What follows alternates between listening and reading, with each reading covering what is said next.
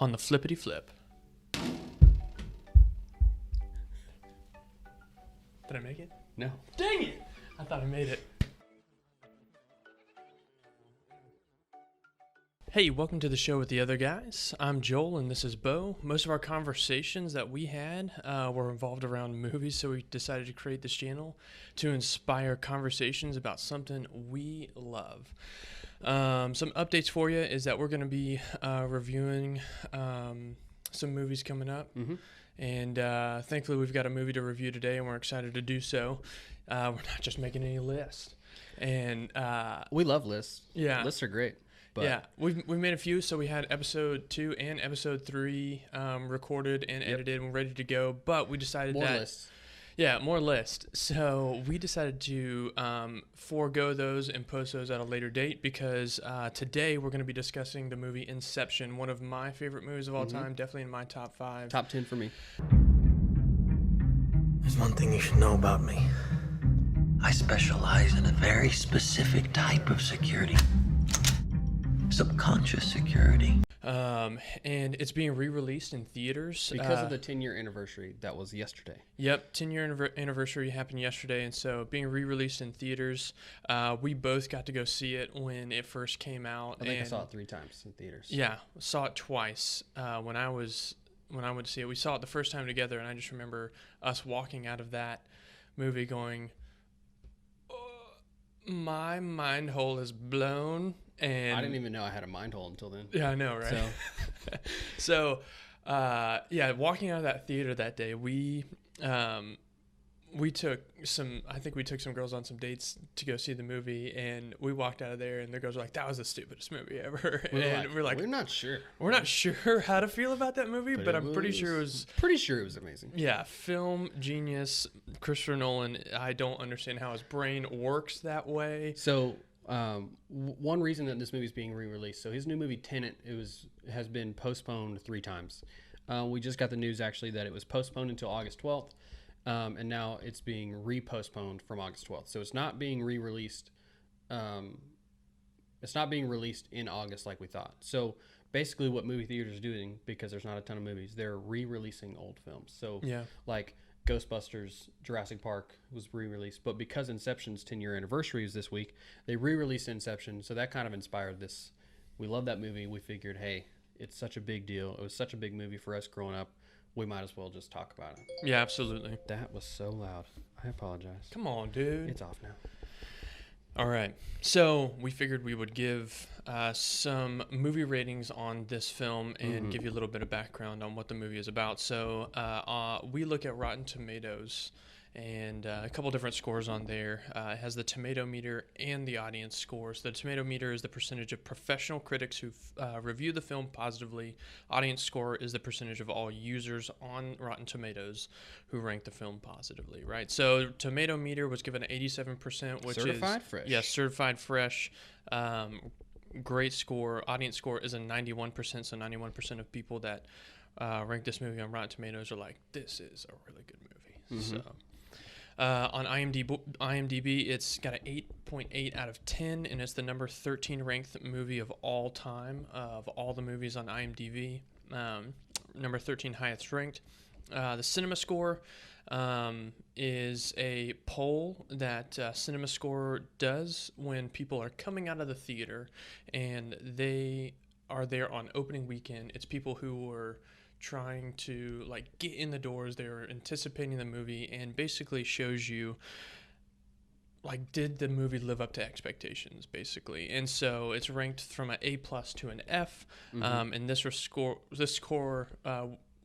movie scored on a B+ rating, and I feel like that is a little low because people walked out of that like us, right? What? I think if you were to go back and ask the same people that you asked for that gave you the B+, first time watching it, and then you bring them out a second time, you're like, okay, now tell us what you think. I guarantee you that score would be no less than just an A, because I think everybody walked out no, that was a really good movie, but do we understand it? I don't know.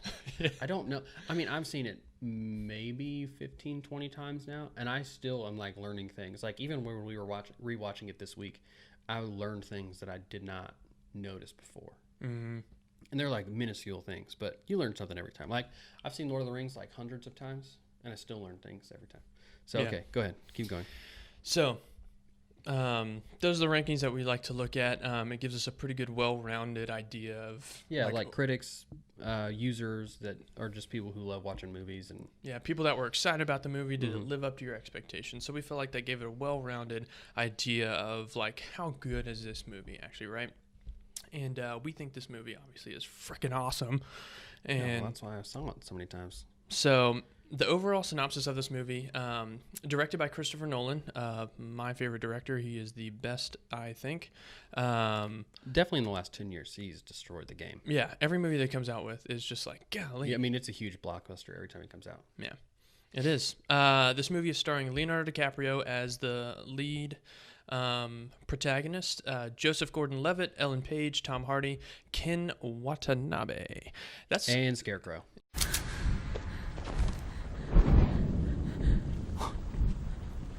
He's here. Who? The Batman. Yeah, it's Scarecrow. And like, so when you like on the rewatchables like that, all those guys, when you say that with that guy topic, that was the first movie I'd ever seen with Cillian Murphy was him as Scarecrow. So like, yes, now like, hey, what's Scarecrow doing? Yeah, I do the same thing every time. I don't look at that and go like, oh, that's Robert Fisher. I go, that's Scarecrow. That's Scarecrow. It's in Inception. What's funny, he's in a really good show on Netflix called Peaky Blinders, and he plays like a totally different character, and he's like phenomenal. But I'm still like, man, Scarecrow's like serious right now. Yeah, he's super serious, and he's got like his actual accent, so it's amazing. Really? That was And for me, when I look at Ken Watanabe's name, I can't help but think of the scene from Elf when he's like, hey, Francisco. And he's like, oh, Francisco. That's fun to say. Watanabe. Every time I say Ken Watanabe's name, I'm like, Watanabe. He's also one of those guys that's like, fun to say. He's been in everything. But for me, he's the guy from Inception. Right. Oh, that's the guy from Inception. Hey, that's the guy. That's the creepy guy. Yeah, it's not like, oh no, that's not Ra's al Ghul, right? From his other movie. But he wasn't technically Ra's al Ghul. No, not okay. Actually. All right. So the synopsis for this movie, basically, what it is, essentially, it's a heist themed film that revolves around stealing information from people's subconscious while they're dreaming. So Dom Cobb, which is played by DiCaprio, is what they call an extractor. He's hired by companies to steal information from people while they're dreaming. His line of work has caused him to be an international fugitive. His overall objective is to get home to his kids. Mm-hmm. So basically, he's offered a job to plant an idea by this guy named Saito, who is Ken Watanabe. Yeah, by Watanabe. He's hired by him to basically plant an idea to ruin Cillian Murphy's, like, Cillian Murphy owns the company that is Sato's rival company. Yeah, so they're basically trying to like get him to sell his company. So yeah, Murphy is like the, or he is the heir to his father's company, and his father's about to die, and so Saito owns a competing company in the energy industry, and he wants Robert Fisher to dismantle his father's company and sell it off, basically, and just be like, my father wanted me to be my own man, right? He somehow wants that to happen.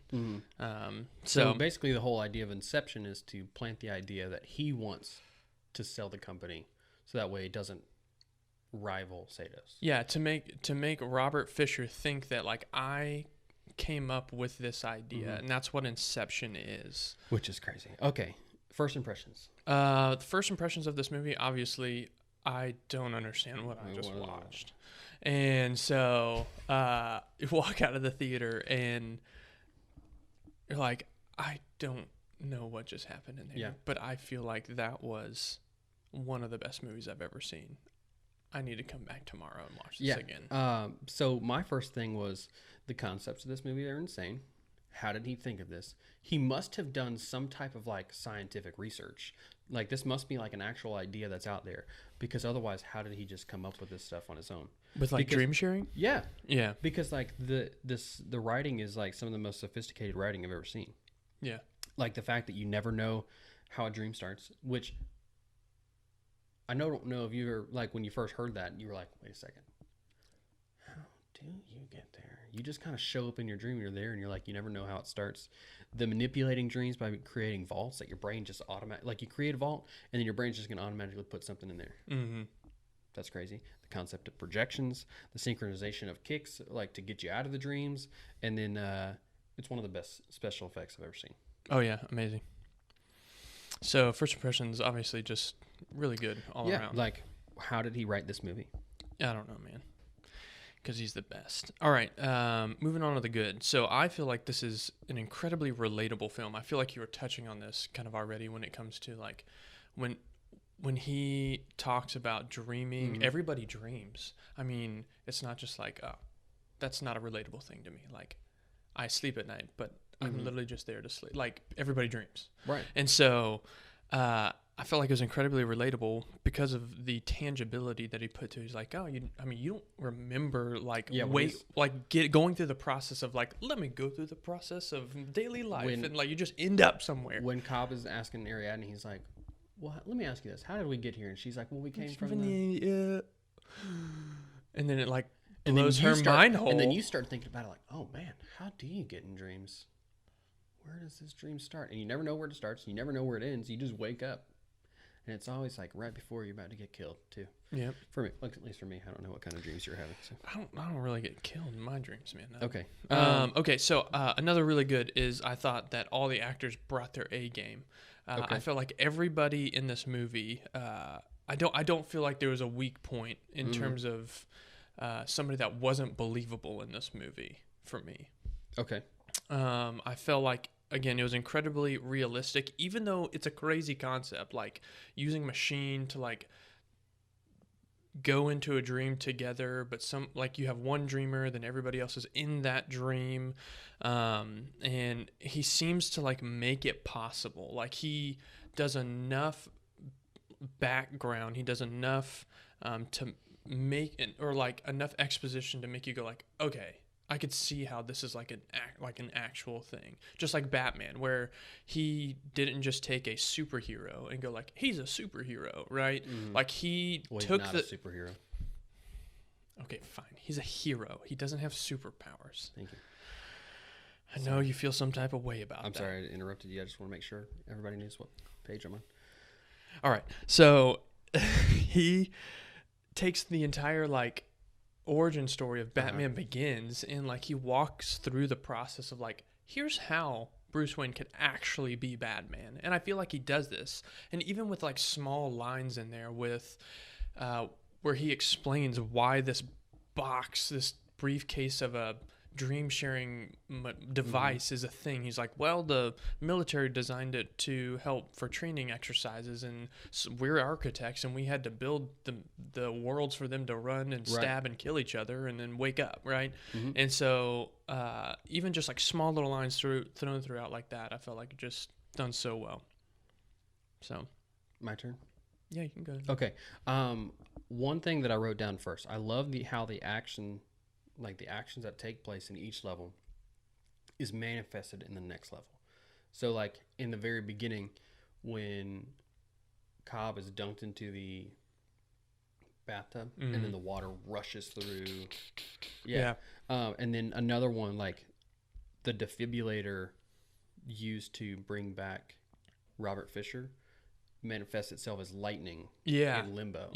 Or like the van flipping makes the hotel like lose gravity. Man, I just was like, how do you even think of that? The idea of totems, I thought that was super cool to like help you realize like what's reality and what's not. And it made me think, I even asked Lindsay, I was asking her, I was like, what would be your totem? She's like, I don't even understand what the totems are. So I was like, okay. So I couldn't even think of what my totem would be. I thought the loaded die would be really cool. I thought Ariadne's like chess piece that would knock over or not knock over. The spinning top was really cool. I think mine would, I don't even know what mine would be. I'd have to really I didn't think about this. I'd have to really think about what my totem would be. Oh gosh. We'll come back to it. Yeah. I was just trying to think now. Obviously Hans Zimmer is like the GOAT. Yeah, he's the man. I mean, between him and like Howard Shore and John Williams, like you very rarely get like that good of music, and how each level is like the time is slower or faster or whatever it right, is. Right, and how the music extrapolates out. How the music, he like slows it down. Yeah. And then also, this is one thing I didn't really think about. Let's talk about Tom Hardy for a second. Oh, I have that listed in here. Oh my gosh. So Tom Hardy, this is like one of his first like big roles. Right. In 2010. It's 2020. Let's talk about the role that man has had in the last 10 years. I wrote here, Tom Hardy is freaking good. Inception, Warrior, Dark Knight Rises, Locke, which is a movie just with him driving a car and talking on the phone. Right. Lawless, Mad Max, which is one of my favorite movies in the past 10 years, and then Legend, where he plays two characters that are totally two different people. I mean, you could argue Revenant, Dunkirk, and Venom. Oh, I forgot about. Oh, I didn't even watch Venom, so I haven't even seen that. He's in all those. I mean, and then he also can like do other things. He's in a rom-com with Reese Witherspoon, This Means War, and Chris Pine. I mean, that was pretty good. I haven't even heard that movie. I mean, he can do it all, man. And I know he's a method actor, and I know people don't really like him because he's kind of a jerk. Yeah. Because he like, when he was Bane, apparently he was like a jerk for like the 6 months of filming. Right. But I mean, if that's what it takes to be good. I mean, I think his best acting was in Warrior. Warrior was like a phenomenal film. But his run since 2010 has just been like, I mean, maybe 5 other actors have had as good of a run as he has. Yeah. I don't know. I had the same thing listed, man. I totally agree. You got anything else for the good? I just said, obviously we've talked about Nolan. How the heck did he come up with this? But like, I feel like the way he revealed information to you, I mean, he does that through all of his films, right? So like The Prestige, like how he tells things out of order and like the way he revealed information, and even in Batman Begins, like he tells it again, like he goes back in time, comes back to real time, back in time. Right. And so like the way he does it in this movie is just so good, again, I think, where he's like, okay, Dom is like, he's got some like criminal past. He's a thief. He steals information from people's dreams. And so you're thinking like, I don't know how I feel about this guy, but he seems like obviously he's the protagonist. So like he can't be that bad of a guy, right? And then as the story goes on, you're like, you start to buy into Dom being like, okay, Dom's a good dude. He just wants to get home.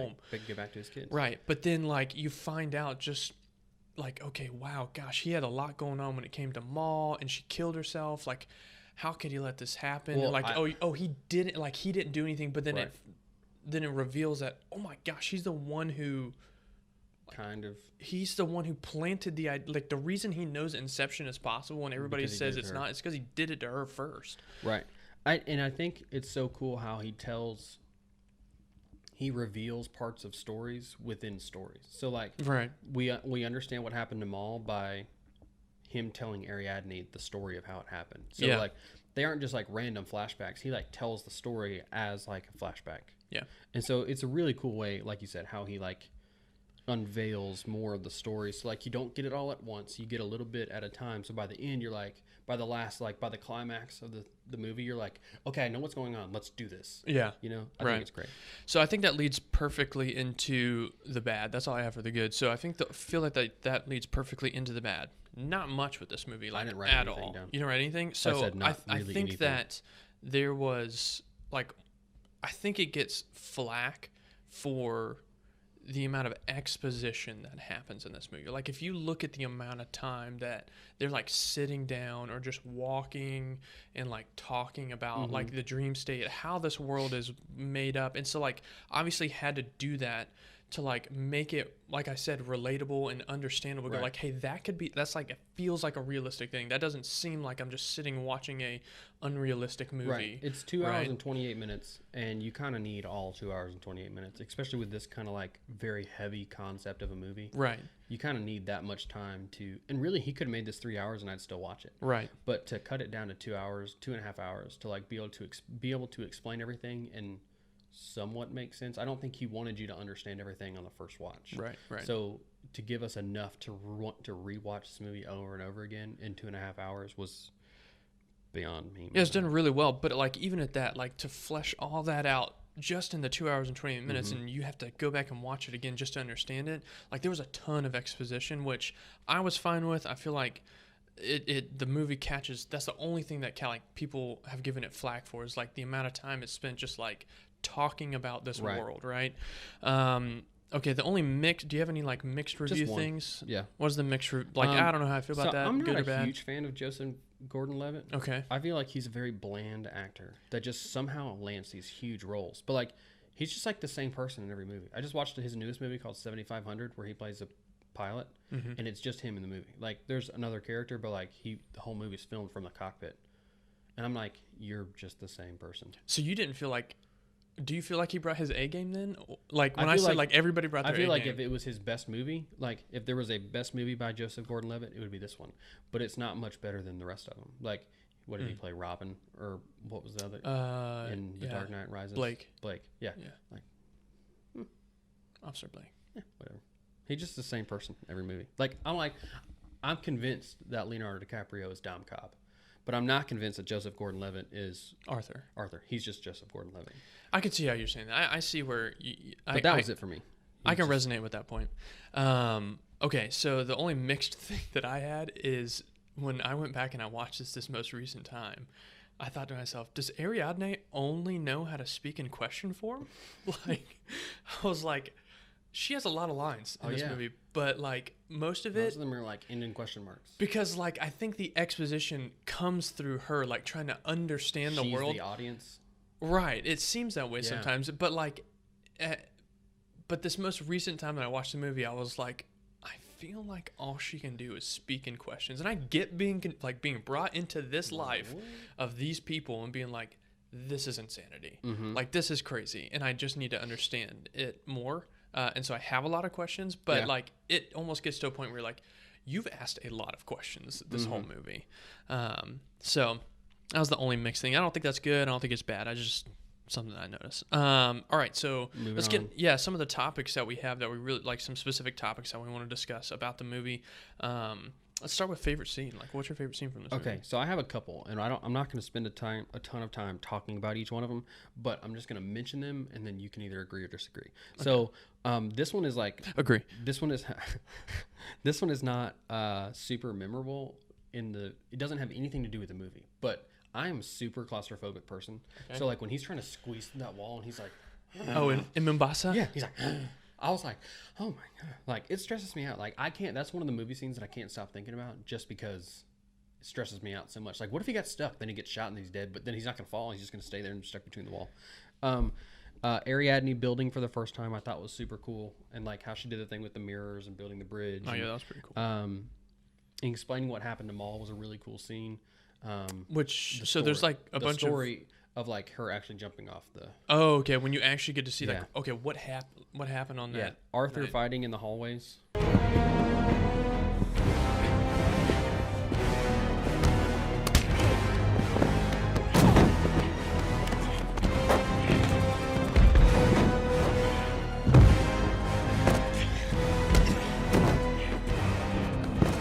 How the hallways were spinning. The gravity. Kind of using the gravity and.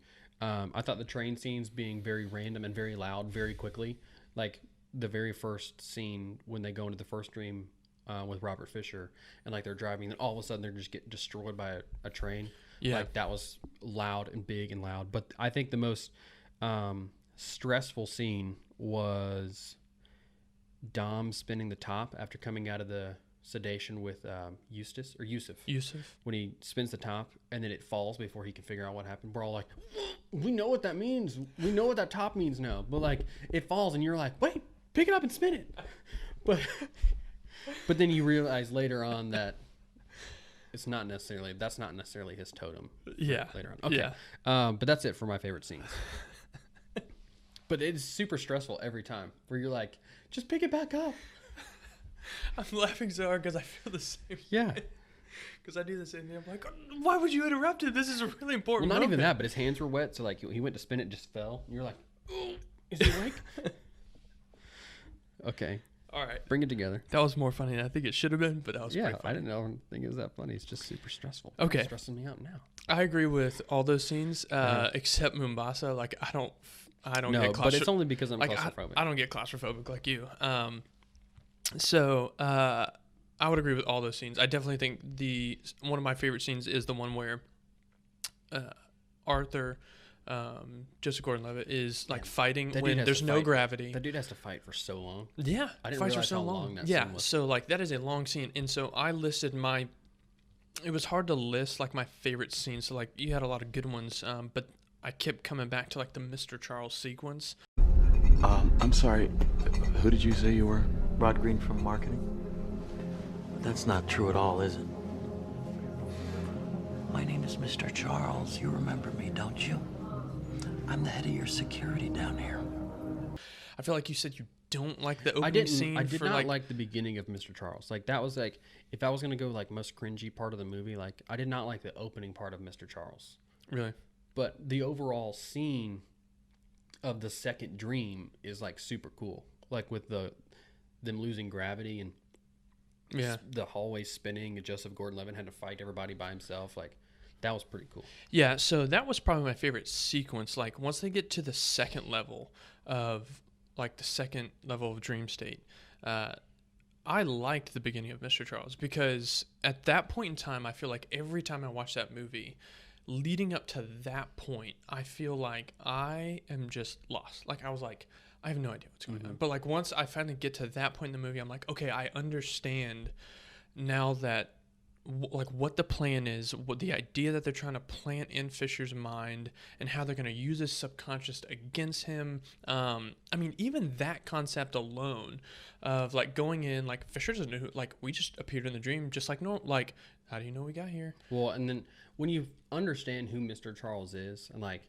how that just another layer of this insane concept is that you can hire people to train you to have security in your dreams, subconscious, yeah, which is crazy. But that was another thing that I didn't care for. Like they kept mentioning the word extractors.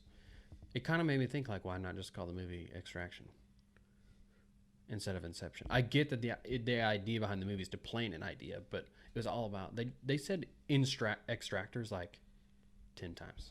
Really? I didn't notice that. Yeah, because I just after the third time I was like, stop saying that word. Like just say Inception. No, we have to guard you from extractors. Well, at that point, that's my favorite like sequence is like when they're on that second level, and even when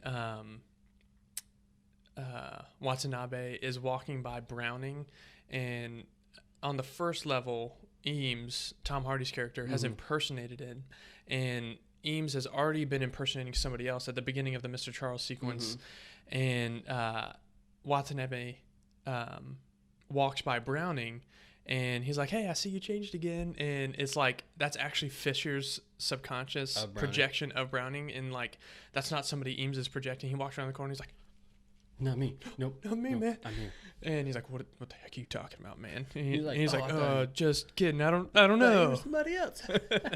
I'm going to go this way now. See you later. And so I thought that was really funny. And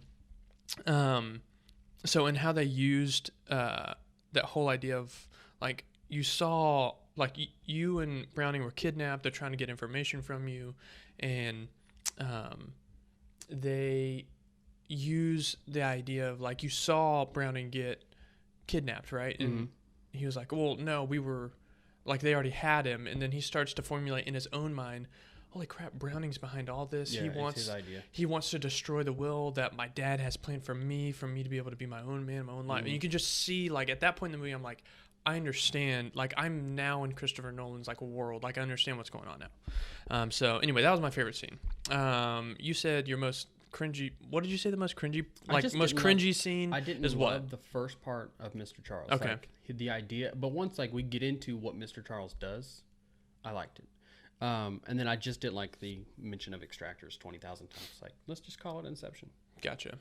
Most cringy scene for me is when Ariadne goes into the basement, when she sneaks into Cobb's dream that he's like going to see Maul and just hanging out and experiencing these memories, and she jumps in the dream with him, and she starts to understand like what all's going on up here, and she like runs away from him, sneaks down to the basement level, and like Maul is like this. She's like, what are you doing here? Yeah. And I was like, oh my gosh, she looks like a demonic character, and I don't know how to feel about this. Yeah, right she's now. very And scary. so like that was like the most cringy, like, oh my gosh, I don't know how to feel about I this. felt uncomfortable.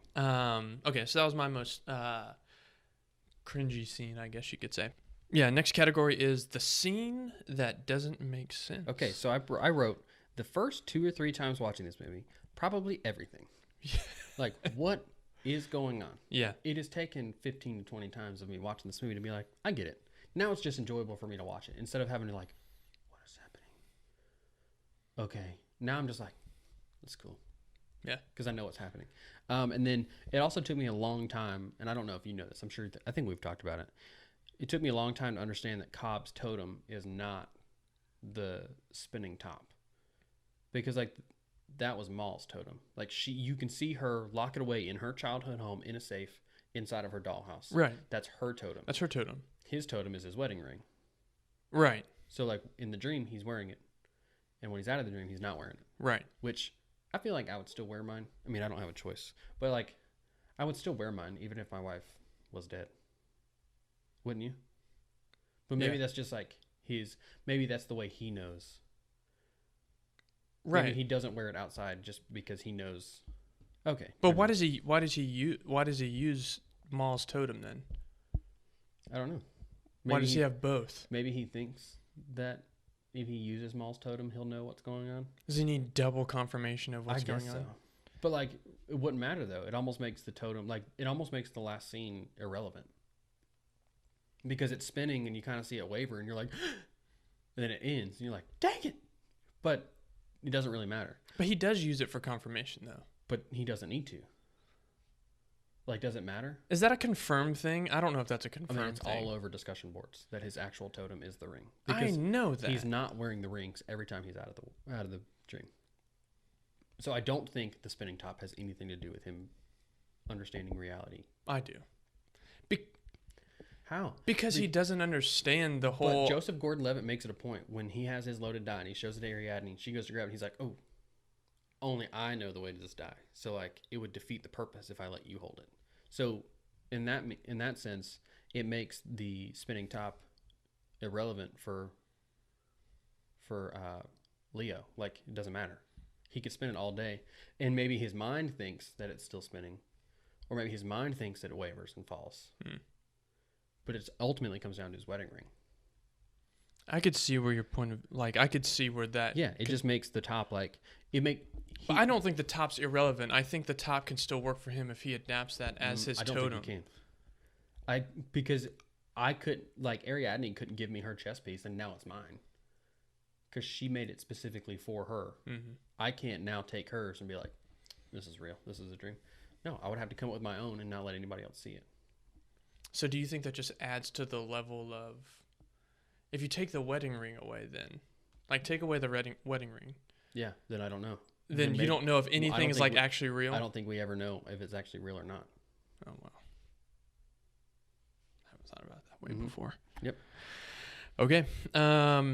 So, scene that doesn't make sense for me is the opening sequence. I don't understand the projections when they don't attack Saito.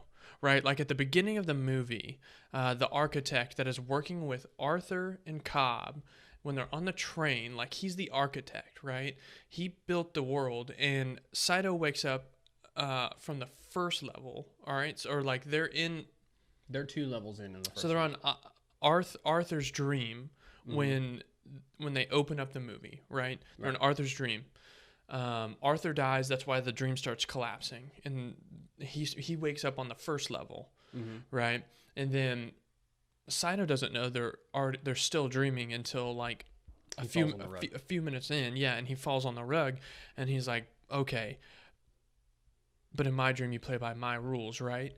And they go, well, you see, Mr. Saito, we're not in your dream, we're in mine, we're in the architect's dream, right? And from later exposition, you understand, when Dom and Ariadne are walking, they're like, okay, you're the architect, but I'm the dreamer in this dream. They only attack, and they're only going to attack you. So why do they attack the architect at the beginning of that movie and not Saito? So I'm probably thinking way too far in this, but at the beginning of the movie, every time I watch this movie, I go why are they running around Saito and attacking the person who's actually this dream is? Because they make it seem in other ones that the projections attack the people that are not dreaming. Right, because they're they're in that person's world and they don't want them to be. Right. I don't know. Maybe that was like a. That was the most confusing part of the movie. I noticed that, but I didn't even think about it to write it down. Maybe that was just like a mishap. I don't think it was. I don't know why. Honestly. All right. Favorite quotes. Was it a quotable movie, you think? Not quotable as far as like, Terry, I did my first desk pop. Like, not like that, but it's more like there's some good ones that they mentioned a couple times. I wrote down 3, only because like I thought one of them was funny. I thought one was said a few times, and then one helps you kind of understand that his actual totem is the wedding ring. So I wrote down, do you want to take a leap of faith or become an old man filled with regret waiting to die alone? I think they say it 3 times. I thought that was a really good theme for the movie. The next one was when Saido's like, I bought the airline. It seemed neater. Yeah, it seemed neater. Like, that was funny. That's pretty funny. And then when Cobb is, I can't remember who, I think he's saying it to Ariadne, but he's like, in my dreams, we're still together. So that would make sense as to why he's always wearing the wedding ring right in the dreams. Right. So those are not necessarily quotable as far as like, I'm going to repeat that. Like, yeah. Hey, you don't say that. Like, but you don't say that. Shut up. Yeah. I'm not going to say that. Like, I bought the airline. It seemed neater. Like, there's no place for me to say that. I don't walk into the airport and go like, I bought the airline. I want Delta. Seemed neater. Delta's mine now. Right. Yeah. No. Like I definitely didn't think this was a quotable movie by any means, but there are some good quotes in it. One, I did have the, do you want to take a leap of faith, or become an old man filled with regret, waiting to die alone? I thought that was really, really cool how they tied that back in at the end of the movie when you realize that, oh man, is Saito now he's an old man. Like, he actually is an old man now. Is he going to even remember that he and Kad had an agreement? And that is proving to you that, listen, even after all this time, all that we went through these dreams, I still remember our agreement, right? So that was a great quote. I had a funny one where it's talking about Arthur and Ariadne are sitting on the couch during the Mr. Charles sequence, and he's like, they're like, okay, where are all these people going? Ariadne is asking, again, talking in questions. And he's like, your subconscious is looking for the dreamer, me, because things are changing. And he's like, quick, give me a kiss. And nothing happens. He's like, it was worth a shot. Because he just wanted to kiss Ariadne. And then, that was really funny. Another one that just kind of goes unnoticed is like when Arthur's like using the scar and he's like shooting at the guys on the roof. And then Tom Hardy just walks up with like a grenade launcher. He's like, you got to dream bigger, darling. Yeah, that was pretty good. Okay, that's all I have for quotes. Not a quotable movie, but had some good quotes. If you had an airline, what would you name it? Airline? Puzzles. Oh, why? And that's the puzzle. We should buy a bar. Of course, we should buy a bar. The name of our bar, Puzzles. People will be like, why is it called Puzzles? That's the puzzle. Okay, I would name mine Bo. Bo? Yeah. Why? Just because. Okay, because it's your name. That's my name. It'd be so easy to put on a plane, Bo. I just whacked the mic. I don't know if that's going to make a It's okay. noise. That's definitely going to make that noise. So you just made it twice. Dang it. Okay. Story arcs are like plot lines that go unresolved. The whole movie? I think the obvious is, like, once you've seen it a couple times, the obvious is, was he in a dream or awake at the end? Right. Because, like, the totem doesn't stop spinning. It wavers a little bit. Yeah. Or the spinning top doesn't. But I put that it's technically irrelevant because we know that his ring is his totem. So that was really the only one. I did wonder, how in the world did they film, like, them in the van falling into the water? Because, like, they showed them, like, losing gravity. Mm-hmm. Like, where they're, like, asleep. How did they film that? Special effects. Yeah, CGI. but it looked real. It looked like the van was actually falling. Like, what did they do to make that actually look real? Did they say, like, hey, just throw your hands up while you're in the van and, like, we'll just make it look like you're falling down? I don't know. I'm sure there is I don't know. behind the scenes stuff that we We need to watch look the that one up. special features. I didn't think there was really any like story arcs, plot lines that were just like, oh, that was a convenience, or that really didn't go unanswered. I mean, we could say that the first part, like you said about them not attacking Zato. Oh yeah, that could be one. Yeah, with the whole arc of like whoever the dreamer is, you're controlling the dream, right. It's your subconscious that is feeling the dream. Yeah. But that's such a nitpick, man. I wouldn't say that goes unresolved, really. Okay, moving on to the next topic. Director rank. Chris, out of all the Christopher Nolan movies that you've seen, where does this one rank for you? I think this is top 2. Now, we haven't seen Tenet, and Tenet looks like the most confusing movie I've ever seen. Yeah. Without talking about Tenet, it seems like one of the most, it's probably top 2 complex plots that he has between Interstellar and Inception. Mm-hmm. Interstellar is a crazy plot. I don't understand that one fully yet, but I think it definitely is easily in the top 2. Whether you want to put Dark Knight or Interstellar in there, I think Dark Knight for me is probably number 1, and then Inception number 2. So definitely top 2 for me. I think you go back and forth on which one is better, whether the Dark Knight or Inception, but number 2, easy. Yeah, so I'd agree, but in the reverse order, I would say that Inception is definitely, I think, his best film, and then the Dark Knight be second. Dark Knight. Because even that one is like a pretty the complex ideas that he puts together, and basically is able to again reveal information and see what's going on, then like make this whole picture of a movie. I think we said that when we were talking about Star Wars. We haven't done that one yet. We haven't showed it yet. But when we're talking about Star Wars, you said that Empire Strikes Back is the greatest sequel. We could argue that The Dark Knight is up there. It's like yes. And so like we could make an entire like an episode about like best sequels of all time. Yeah, we could. Okay. We might do that for later. So I think it's number 1. Bo, definitely. Number 2. I think it's number 2. So what about lead actor? Leonardo DiCaprio. So for me, Leo. For a long time, it was easily my favorite performance. Now, he was great in What's Eating Gilbert Grape. Like, if you haven't seen Aviator, you should. Like, that's one of those, like, A Beautiful Mind, I Am Sam type performances. But for a long time, it was my favorite just because, like, I truly believed he was Dom Cobb. Yeah. Since then, like, Wolf of Wall Street, he was just phenomenal. And I honestly think, like, The Revenant was good, but I think they gave him the best actor for The Revenant because he should have won for Wolf of Wall Street. But I really think he should have won for Once Upon a Time in Hollywood. So it was like, you think The Revenant was like Mumford & Sons? Yeah, I was about to say like, exactly. Like when Adele took like, when she won like all the awards. When they should have won for Sigh No More, but then Sigh No More was the best album of the year. And then Babel was better than Sigh No More.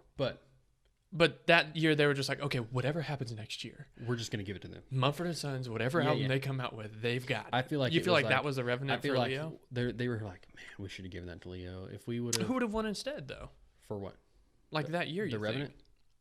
I'll have to look. Who was in the running for best lead actor in a movie that year? Because like I can't remember, but just trying to recollect all the movies, I don't feel like there was somebody that like topped his performance. I'm looking. Go to the next one. I'm looking up. So for me, I'll share with like where I feel like this one ranks. I think that this is his 3rd best performance. Again, thought it was the best for a long time, but when he came out with The Revenant, I was like, oh man, that was really, really good. And then I definitely felt like he should have won best actor for that one. And then when he came out with Once Upon a Time in Hollywood, I was like, oh my gosh. Even more than him projecting to be Dom Cobb, I feel like he is Rick Dalton. Because like, especially like, even like when you talked about our favorite movies, and just like you said, like if you could base it upon like one scene, him in the trailer when he's like, you're such an idiot, you're going out there stuttering. You had to have 8 whiskey sours, you couldn't have 3 or 4. I mean, so good. Like, so those 2 movies, I think he's definitely better in those movies than he is in this one. So I think this is like his 3rd best movie that he acts in. Yeah. Okay. So 2016 Oscar nominees for Best Actor were Eddie Redmayne for The Danish Girl, Bryan Cranston for Trumbo, Leonardo DiCaprio for The Revenant, who wound up winning, Michael Fassbender for Steve Jobs, and Matt Damon for The Martian. I think the only other person that year when I look at those, I go like, did you see Steve Jobs? Okay, no, I didn't see Jobs. So no, not Jobs. Jobs is the one with Ashton Kutcher. Steve Jobs. I didn't see that. Michael Fassbender. Really great movie. Really well told story.